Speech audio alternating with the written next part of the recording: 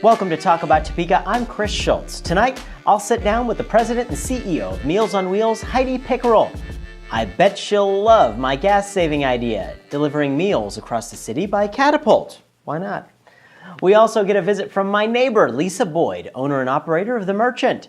It's a great local shop, and she handpicks every last item that's for sale, so she hasn't slept in about 2 years. This is our 30th episode, and it's brought to you by the WIBW channels and Dinner with the Dead, a theatrical seance showing this October at the Break Room. Get your tickets at breakroomdowntown.com. I do have a plan for how to reform this show and ensure its long-term success. Just see me about it after the election.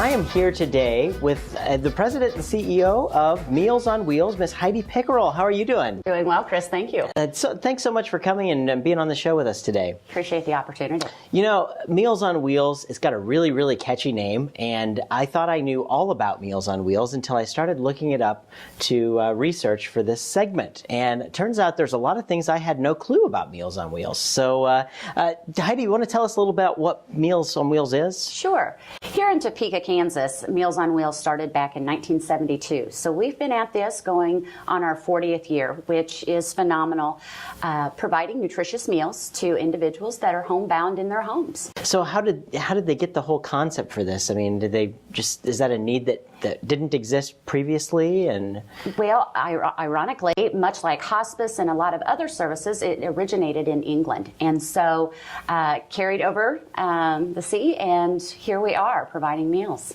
Very cool, very cool. Well, and it's also providing the people who get the meals a little bit of company as well. We're fortunate. We have about 1,300 volunteers throughout Shawnee and Jefferson County that assist us provide these meals to those individuals throughout both counties. Wow. So that in itself does speak to the socialization, but even probably more than that is the fact that a wellness check occurs. Mm-hmm. If individuals don't answer the door when the volunteer arrives, we can immediately kickstart in trying to find out what in fact is occurring. Wow. Did someone forget the meal was coming at that particular time, which we do see? Sure. Or is there something perhaps more serious occurring? A fall, any number of things. So it really is much more than just that nutritious meal. It really is that safety check for the most vulnerable typically in our community. Somebody coming by and knocking on the door saying, hey, yeah, that's great. That's Absolutely. Wonderful. How many people do you guys serve? On a typical day, it's nearly 1,000 meals. Wow. We do about 600 meals into the home, and about 400 of those meals are distributed out to a number of congregate sites. So places strategically placed throughout the counties where individuals can come together and visit and socialize, even have resources available to them, but also, again, providing that nutritious meal. So those locations, like maybe they're church or something like that people can go to? It varies a tremendous amount. There are a number in churches, but as well as community centers out in our rural areas and in Jefferson County. Wow. Again, that nutritious meal can certainly be tied to any number of issues that are currently facing us. Sure. Up to and including helping manage chronic illness, helping avoid those hospitalizations, and perhaps even most importantly, preventing that premature nursing facility placement. Yeah, absolutely, absolutely. And you think about that, do you have other people that may be home? I mean, you think about, elderly folks, but Are there other people that get Meals on Wheels? We do receive funding specifically for seniors, 60 years of age and older. Mm-hmm. However, Meals on Wheels, Shawnee and Jefferson County, actually has no age limit. Mm-hmm. We continuously seek out funding to make sure that any individual that is homebound has that access to the meal, up to and including the caregiver that is providing care to them. We've had children who are perhaps struggling with a physical limitation, and we just want to make sure that, in fact, they are receiving that nutrition that is appropriate to keep them healthy. Wow. It's one of those things you don't even think about, what it would be like to be homebound and what it would truly mean to have someone show up at your house to say hi and to drop off a nutritious meal. I mean, it's really a service that I don't think anyone would really think about until they've really been put in that situation and really, really praise it. So I think, thank you for the work that you're doing. And, we all hope that, we never need to call you, but we know that it's kind of inevitable someday that we will. Absolutely. And it's great to know that you guys are there. So it's tremendously rewarding, I think, not only for the volunteers that deliver those meals, but certainly for the staff striving to carry out that mission. And how do folks get involved? I see you have a lot of volunteers. How do people decide, hey, I want to go volunteer with Meals on Wheels? How do they get involved with you guys? Again, we are very fortunate. We have a number of partners throughout the counties that are made up of corporations. And oftentimes, corporations will contact us. It's a very easy way to give back to the community. It's very timely and efficient. So it's very nice for their staff to be able to participate to that degree. But the other group really is individuals who are seeking out a way to give back, whether that's perhaps they had a family member or an experience of their own related to Meals on Wheels and truly just want to be engaged and involved. We're fortunate they call upon us, but we do outreach in our health fairs and all of those good things. Sure. And you guys are partnered with USD 501, correct? And how the meals are prepared. Tell us how all that process happens. Well, we did start a collaboration with Topeka Public Schools well over a year ago. As part of that collaboration, we're able to work together and even looking into opportunities for the students to participate and become engaged in learning opportunities, up to and including how does an operation of a not-for-profit go? What about grant writing? So really opening their eyes to different career paths that may be tied to social services and giving them that opportunity to do so. So we're really looking forward to enhancing that relationship in that way. And everything's been working good. We are very, very pleased. Topeka Public Schools is very responsive to our clients, and the creativeness that they use with the menus and preparation of that food, the level of pride with that and the staff that are creating those meals is tremendous. 1,000 meals a day, man, that's a lot of food to be putting out. That's a lot of food. But that's really wonderful that everybody's doing that. How many people does it take to make 1,000 meals? You'd be surprised how efficient Topeka Public Schools are. I would say right around 5 staff come in very early in the morning and get that process started. Pardon me. And then Meals on Wheels has a staff that then help with the packaging and getting that ready to be distributed out, along with some paid drivers, because again, reaching out to our Rossvilles and our Auburns, then in Jefferson County, it's important to get that out as quickly as possible. So. Sure.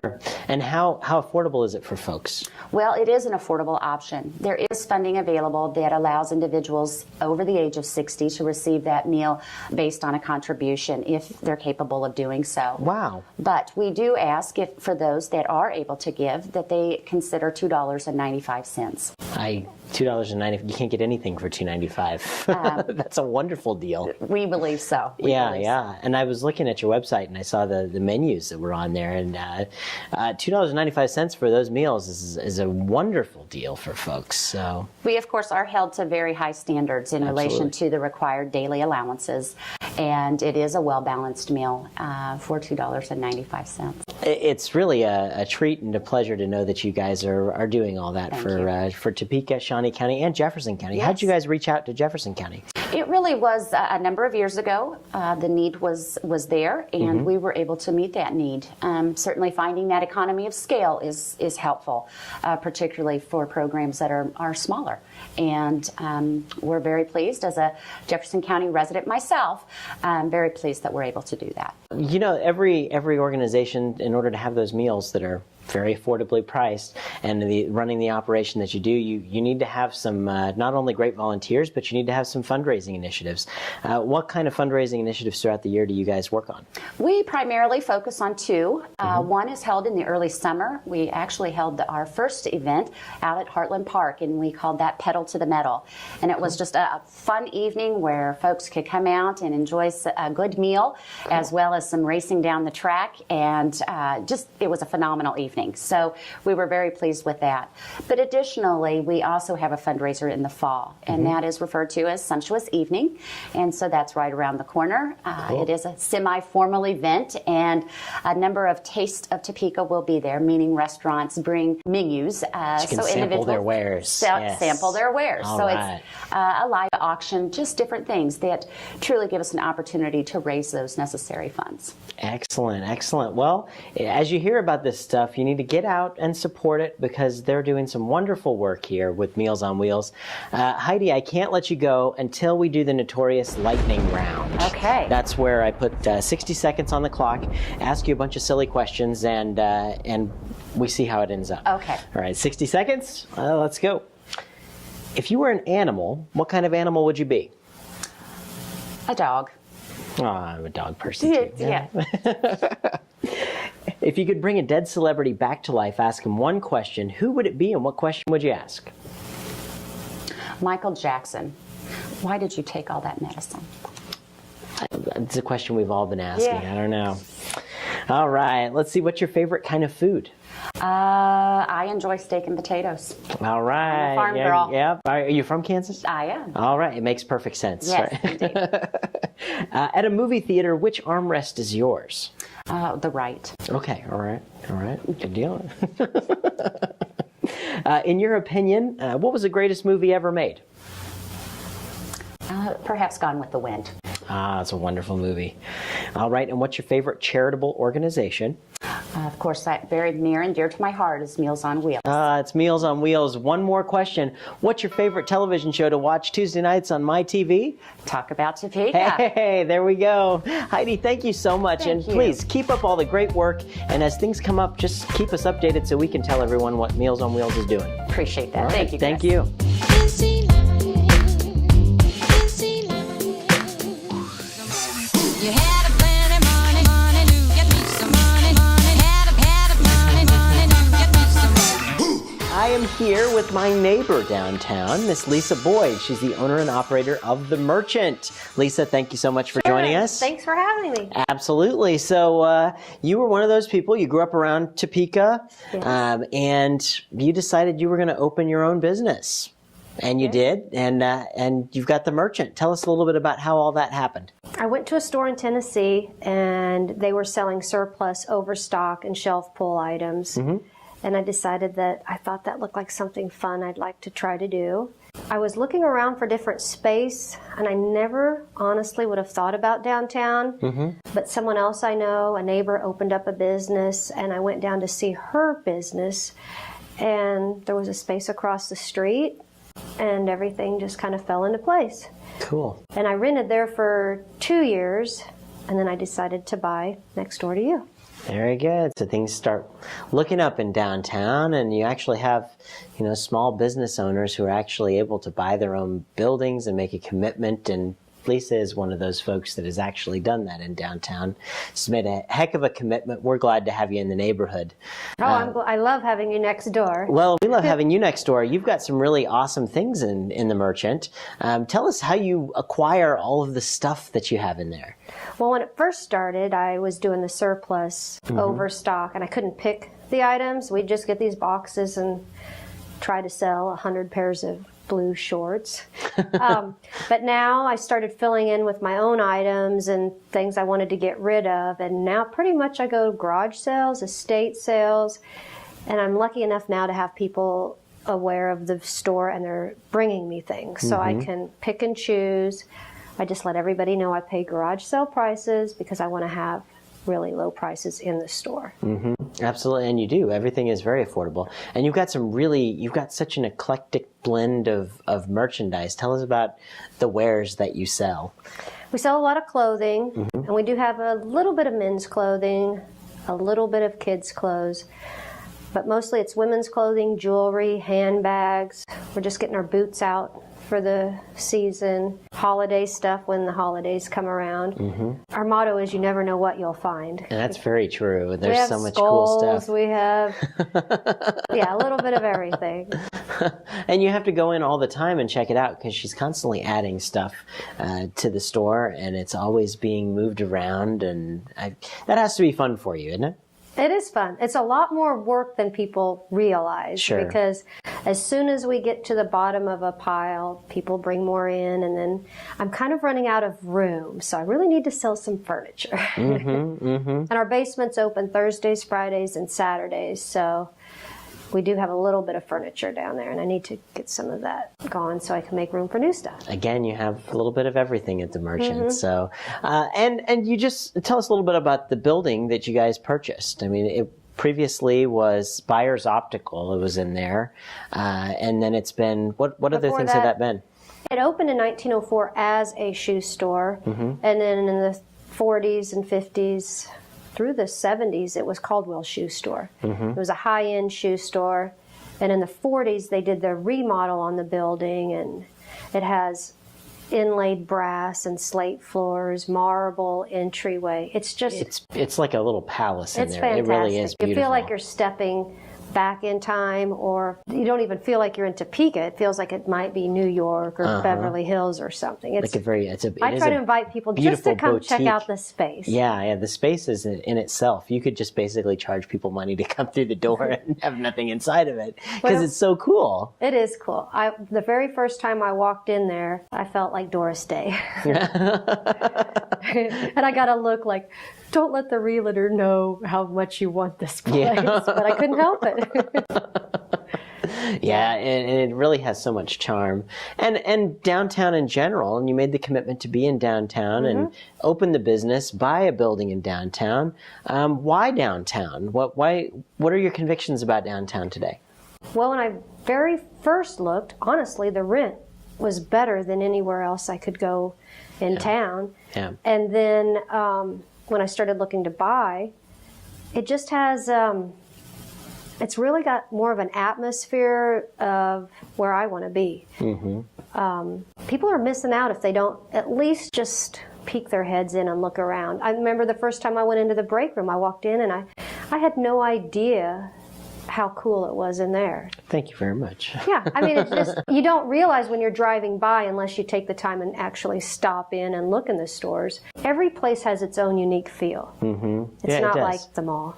And the people, that's Customer something- service. if it's like the mall, you have one company that owns the entire thing, and the success of the mall is pretty much at the will of the people that own the mall, as opposed to downtown Topeka, which you've got so many different people that own the businesses, so many different people own the buildings, and there's really such a wide range of people that contribute to the success of downtown. So there's a lot of things going on with downtown, and a lot of talk about repairing a lot of the things. Let's face it, it's not in perfect shape right now, and really not a whole lot's been done with it. It's pretty embarrassing when you see how our curbs are crumbling, the trash cans are pretty pathetic. A lot of us have to provide our own benches out front for seating. Those are things that are pretty important to me. It just looks like the maintenance hasn't been taken care of for a long time downtown. And I know that some people are against, putting any money down here, but if your curbs were crumbling where you live, you'd probably expect the city to fix those. So that's how I feel about that. Yeah. I just want more businesses down here, too. I want more people to invest down here. We do have a lot of vacant spaces. I think it would be affordable for someone. And I'm living my dream. I just think more people have ideas or want to open their own business. It is a huge challenge, and it's a lot of work. But someday I hope it pays off. I'm certain it will, especially with all the work that you're putting in your business downtown. You're doing a great job, and like I said, it's great to have you as a neighbor next door. But a lot of the people that talk about downtown redevelopment, you get people that say, if Topeka is ever going to be like Lawrence, and I think Lawrence is a fine city. I like Mass Street. I've spent a lot of my time in college in Lawrence, and I think they've got a great thing. But what we're missing is that Mass Street doesn't have the 30 to 35,000 people down there every single day that work. And so while they may be successful as a college downtown in the evenings or whatever, we've really got something that I think they would fight us for if they possibly could, to have all the government, the steady jobs, and as steady as they possibly can be, down in our neighborhood every single day. So, we've got some good things working for us. I agree. If I opened somewhere else 3.5 years ago, I really don't know if I'd still be open. And I have to thank those loyal daily state workers that walk from the docking building over at break really quick to pick something out, and then they come back at lunch to try it on. Because of that steady daily traffic, that's why I'm still open. And so many other places, without that steady daily traffic, and the real estate is so much more expensive.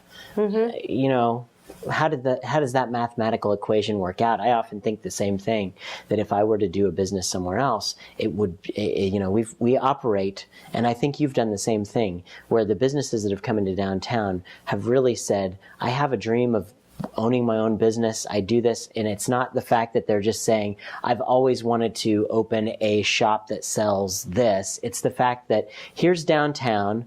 What does downtown need? What do I want to do for that need? How am I going to fill that need? And then those are the businesses that typically stay around for a while. Right. And it's catering to that need. The folks that are here already. Yeah, absolutely. And then you can build off of that, right? So maybe more people, maybe we can get some more people to make the commitment and come down and be in downtown with us in downtown Topeka. So thank you so much, though. I appreciate everything that you've been doing. Thank you. You're really always involved in the committees, working to better the neighborhood, and you're doing a really great job of running a business in downtown Topeka, and you're a really super cool neighbor. So, well, thank you. I think you're a cool neighbor, too. Well, Lisa, thank you so much for coming by and talking with us today. Really appreciate it. Thank you.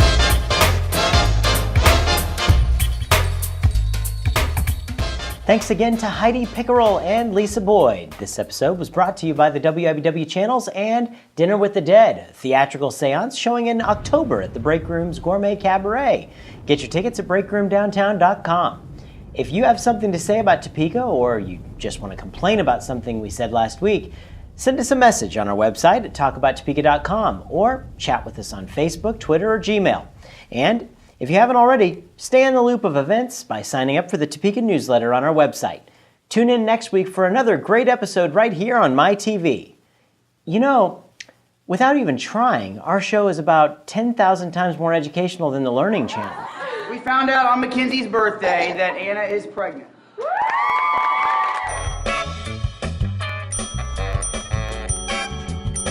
I had 10 pixie sticks today. Isn't that weird? I mean, didn't they used to be like the Discovery Channel? We should send him a little present.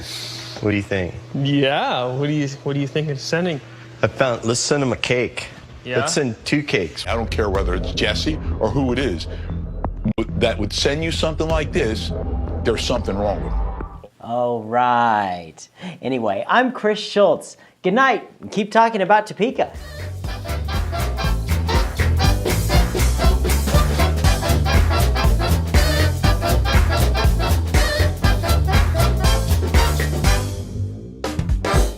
I think that and his kid have been taking illegal money from people by building products.